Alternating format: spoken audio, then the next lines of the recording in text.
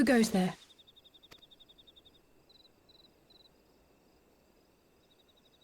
Oh, it's you.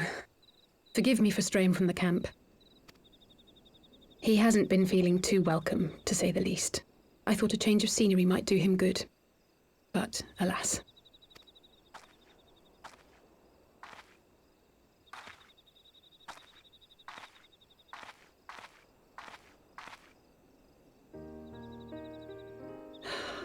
It's so quiet out here. The stars spread out before us, beckoning across time and space. Dawn may banish even the darkest night. How bitterly beautiful, those words. I should be stronger for all my experiences, yet my heart aches more than ever. I never understood why Grandfather gave his life that day. I thought that if I came here, I would find the answers I needed. But when I finally laid eyes on the land he sacrificed everything to save, saw firsthand the bickering, the pettiness, I was disappointed.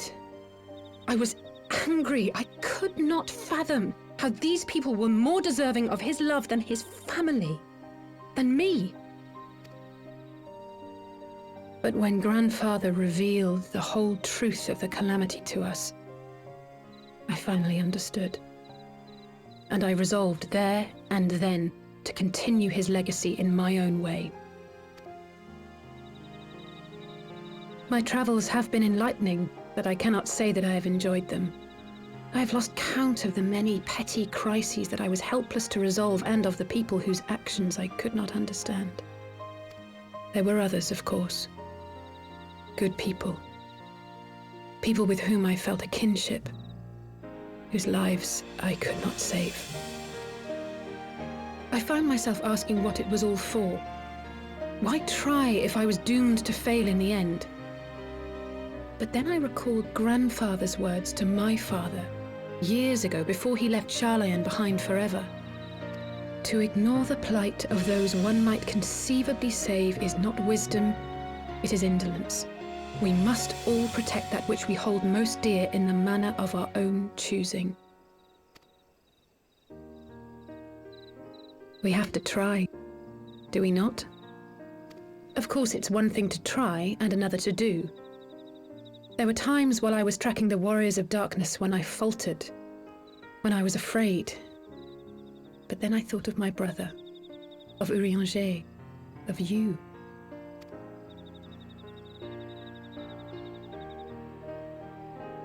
Oh, pray forgive me. This conversation has been rather one-sided, hasn't it? Mayhap you could recount some of your adventures in Ishgard.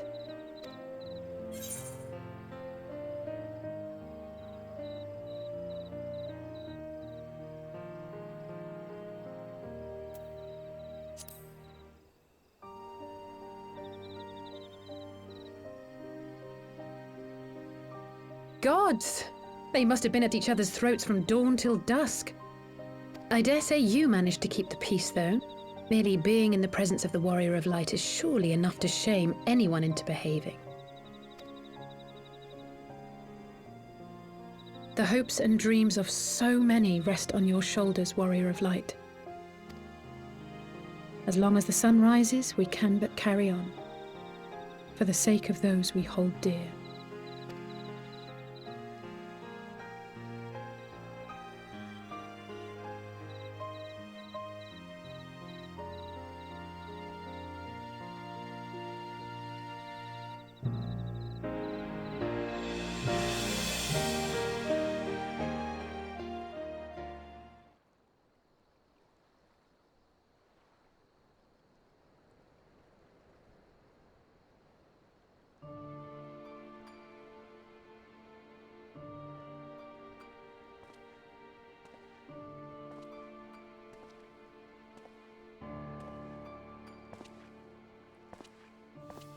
To what end dost thou cling to the tainted gifts of the Mother? Every tool has its purpose. Even this.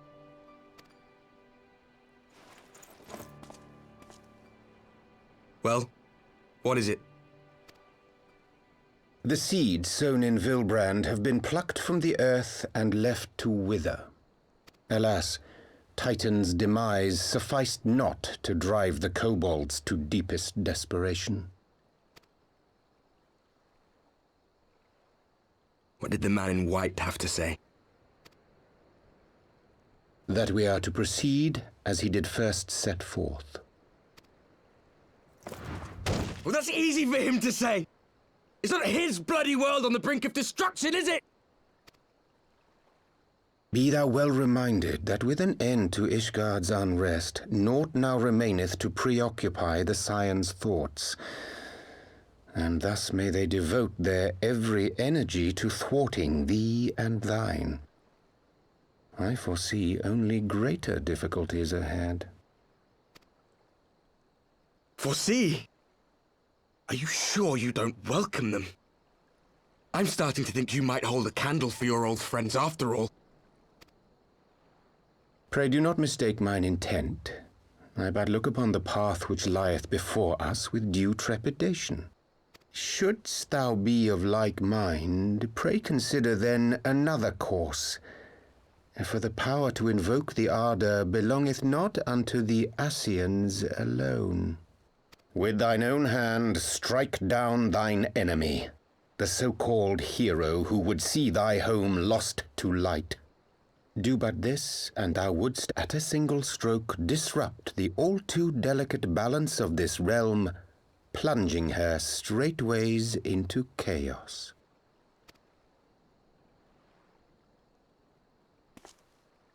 You do realize what you're suggesting, yes? To ignore the plight of those one might conceivably save is not wisdom, it is indolence. The words of my teacher, and a creed I hold close to my heart.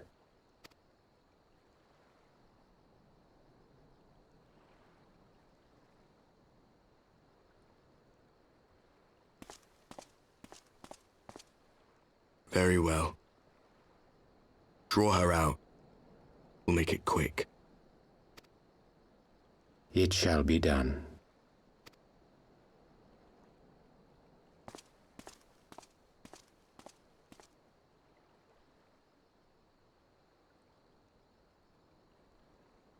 What good a creed one cannot uphold? What hurts soothed?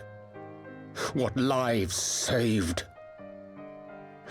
Oh, hapless fool, what hast thou wrought by thine own hands? Minfilia, my friends, I shall not now beg your forgiveness. Full deeply though it paineth me to walk it, I shall not stray from my chosen path. As Moonbreeder remains steadfast, so too shall I.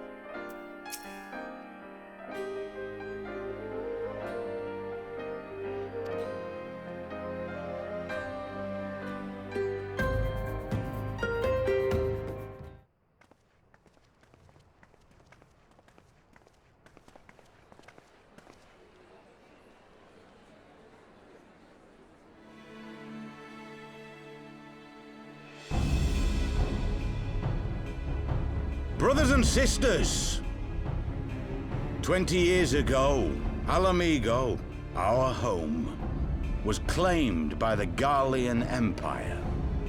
In our haste to overthrow the King of Ruin, we turned a blind eye to our foes in the north. With our glorious revolution, we but laid a path for a new tyrant to succeed the old. And when confronted with our failure, we fled.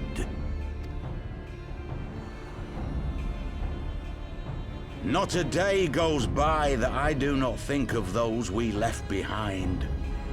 Think of them and feel ashamed. And I know each and every one of you feels the same.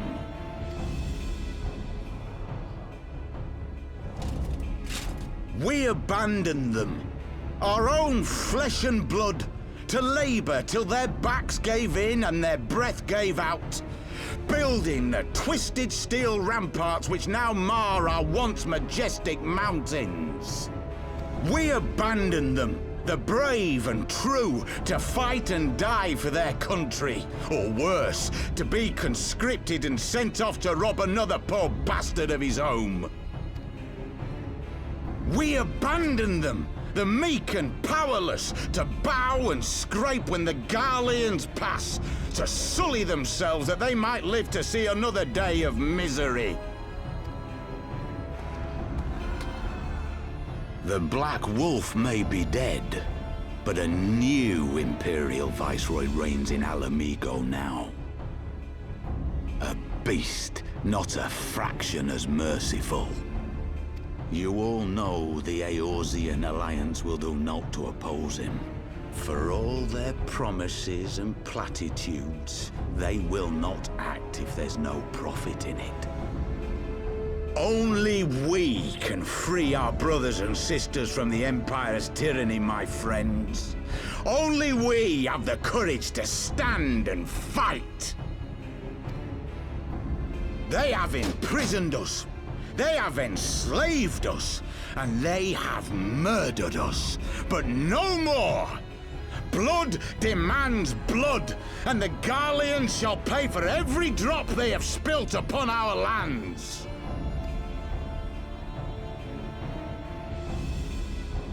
This I promise you, for we have a power within us, my friends. A power befitting our pride, our righteousness. Only join us, and we shall grant you the means to unleash it, and together we shall see the Ala Mhigan standard raised over the mountains of Gir Arbania once more!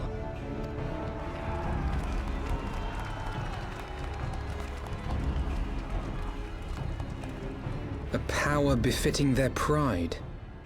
Not at all ominous, that. Wait, is that...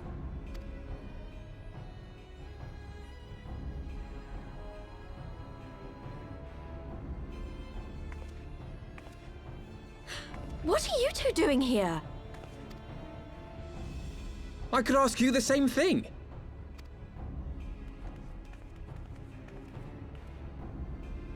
Well, this is quite the surprise.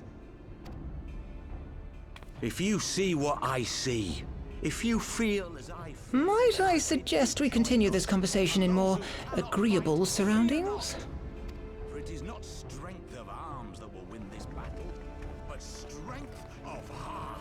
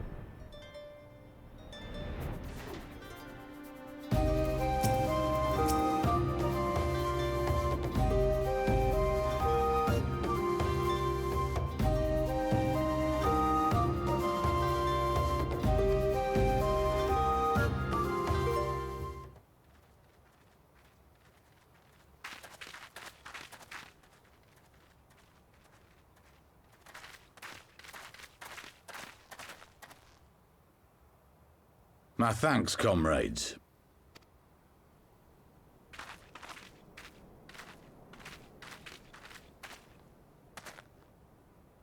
You must be the esteemed adventurers of whom I've heard so much. I understand you have taken an interest in our cause.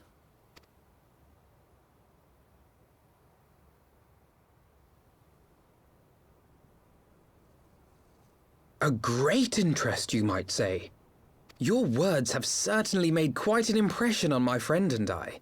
The Resistance has long, and some would say wisely, avoided open engagements with the Garleans, but you and yours seem confident against the world in arms. I can only assume you have good reason to be so bold. Why, one might even think you are planning to summon a primal. Because that would do much to explain the sizable shipment of crystals you recently received from your smuggler friends, whom our Ishgardian allies have since detained, lest you wonder.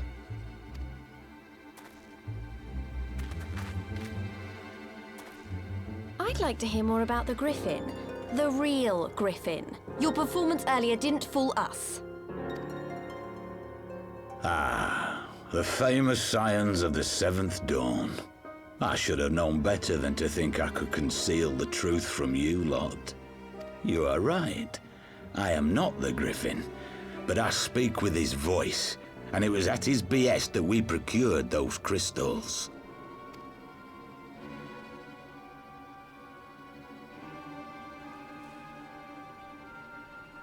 You are wrong, however, if you think that we procured them to summon a primal. We used them to reach an accord with the Amalja. In exchange for crystals to summon their god, they will aid us in the fight for Ala Mhigan liberation. You've got to be joking. Have you gone completely mad? When people find out you helped the Lizardmen summon Ifrit, they'll turn on the Resistance. Ala Mhigan will never be free.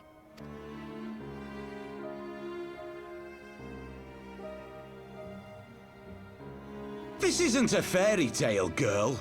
We don't have the luxury to play at being honourable heroes.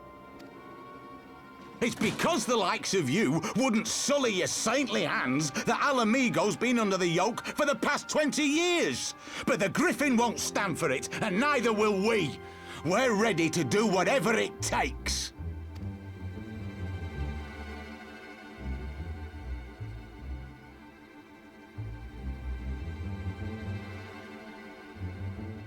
What proof do you have of this arrangement with the Amalja? What? Aside from a lack of crystals? None. But the beastmen have a great big pile of the things if you fancy looking. You might want to hurry, though. It'll not be long before they summon their god. Search our camp if you don't believe me. We have naught to hide.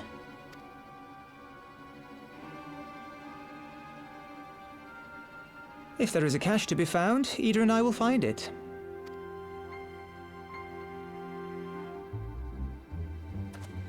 Then let us be off.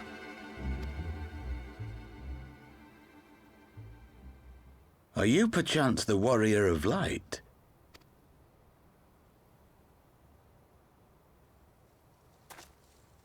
Aye, I thought so. You should know that a great many who have joined us did so because you saved them.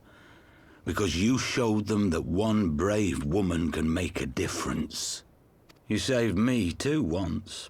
Helped a friend over in Quarry Mill make some medicine I needed. But that was a lifetime ago. On behalf of my brothers and sisters, I thank you. You gave us hope where there was none, courage and strength when all was lost. We shall not squander your gift.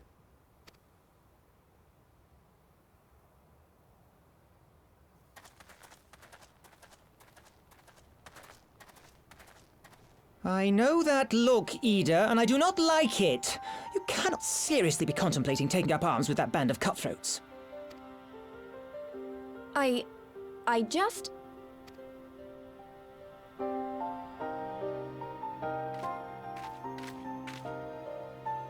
If the Griffin and his men have their way, it is only a matter of time before the situation in Ala Mhigan comes to a head. Your homeland's future teeters on a knife edge, and any reckless action, however small, could have irrevocable consequences.